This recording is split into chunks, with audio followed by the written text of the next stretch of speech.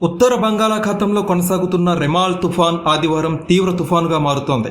ప్రస్తుతం ఇది పశ్చిమ బెంగాల్లోని కానింగ్ ప్రాంతానికి దక్షిణ ఆగ్నేయంగా 230 కిలోమీటర్ల దూరంలో కేంద్రీకృతమై ఉంది. రెమాల్ తీవ్ర తుఫాన్ ఈ రాత్రికి పశ్చిమ బెంగాల్లోని సాగర్ ఐలాండ్స్, బంగ్లాదేశ్లోని కేపుపారా మధ్య తీరం దాటబోతుందని వాతావరణ శాఖ తెలిపింది. ఈ తీవ్ర తుఫాన్ ప్రభావం పశ్చిమ బెంగాల్, బంగ్లాదేశ్ తీర ప్రాంతాలపై అధికంగా ఉండబోతుంది.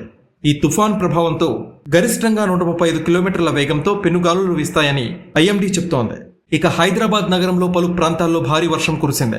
అంబర్పేట్, కాచిగూడ, నల్లకుంట, ఉప్పల్, నాగోల్, మన్సూరాబాద్, మల్కాజ్గిరి తదితర ప్రాంతాల్లో ఈదురుగాలులతో కూడిన వర్షం పడింది. ఎల్బీనగర్, వనస్థలిపురం, హయత్ నగర్, పెద్దంబర్పేట్, అబ్దుల్లాపూర్ మెట్లో భారీ ఈదురుగాలులతో విద్యుత్ సరఫరాకి అంతరాయం ఏర్పడింది. హయత్ నగర్ ప్రాంతంలో ఈదురుగాలుల దాటికి రేకులు, గుడిసెలు ఎగిరిపోయాయి. పలు ప్రాంతాల్లో చెట్లు విరిగిపోయాయి. వనస్థలిపురంలో ఈదురుగాలులకు గణేష్ దేవాలయం ప్రాంగణంలో, ఎన్జీఓస్ కాలనీ ప్రధాన రహదారిపై, రైతు బజార్ సమీపంలో భారీ చెట్లు నేలకొరిగాయి.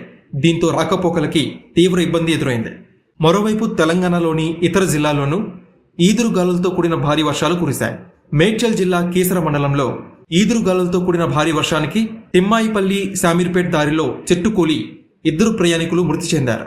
బైక్పై చెట్టు విరిగిపడడంతో నాగిరెడ్డి రామరెడ్డి అక్కడికక్కడే ప్రాణాలు కోల్పోయారు. మరో ప్రయాణికుడు ధనుంజయకి తీవ్ర గాయాలు కావడంతో హాస్పిటల్కి తరలించారు.